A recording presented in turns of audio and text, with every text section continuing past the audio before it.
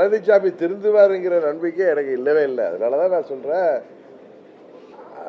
பழனிசாமி இன்றைக்கு இரட்டை இலையை கையகப்படுத்தி வச்சிருக்காரு. அம்மாவுடைய கட்சியை அவர்களை கபலீகரம் செய்து வைத்திருக்கிறார்.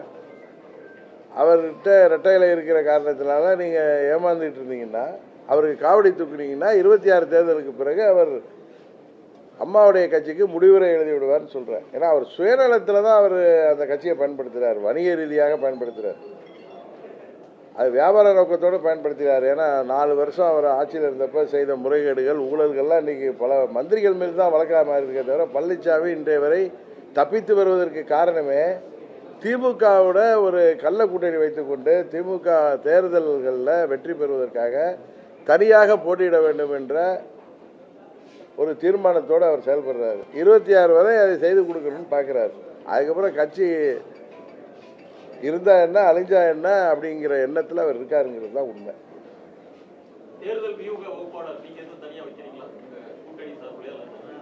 இல்லை, அதை பற்றி எங்கள் கூட்டணி இல்லை முக்கியமான கட்சி தலைவர்களோட பேசிகிட்டு இருக்கோம். வாய்ப்பு இருக்குது.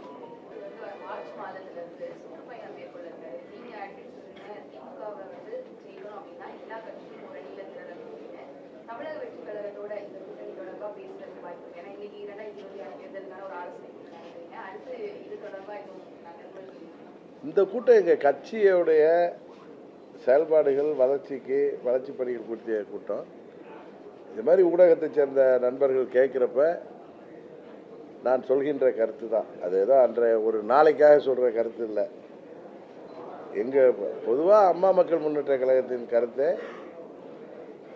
அம்மாவின் தொண்டர்கள் அனைவரும் ஓரணியில் திரண்டு, அதுக்காக ஒரே கட்சியாக இருக்கணும்னு அவசியம் கூட கிடையாது, ஓரணியில் திரண்டு இன்றைய சூழ்நிலையில் இந்த பணபலம் மிக்க ஆட்சி அதிகாரத்தில் இருக்கிற திமுக என்கிற தீய சக்தியை வெல்லணும்னா தேசிய ஜனநாயக கூட்டணி தான் அதற்கு சரியான ஒரு தீர்வாக இருக்க முடியும். அதில் திமுகவை தொடர்ந்து ஆட்சியில் விடக்கூடாது என்று நினைக்கிற அனைத்து கட்சிகளுமே, நான் இந்த ஒவ்வொரு எந்த கட்சியுமே குறிப்பிட்டு சொல்லவில்லை, அனைத்து கட்சிகளுமே தேசிய ஜனநாயக கூட்டணிக்கு ஆதரவாக இருக்க வேண்டும் என்பது தான் அம்மா மக்கள் முன்னேற்ற கழகத்தின் கருத்து. அதை தான் நான் சொல்கிறேனே தவிர எந்த கட்சியோடையும் நான் தொடர்பு கொள்ளவில்லை.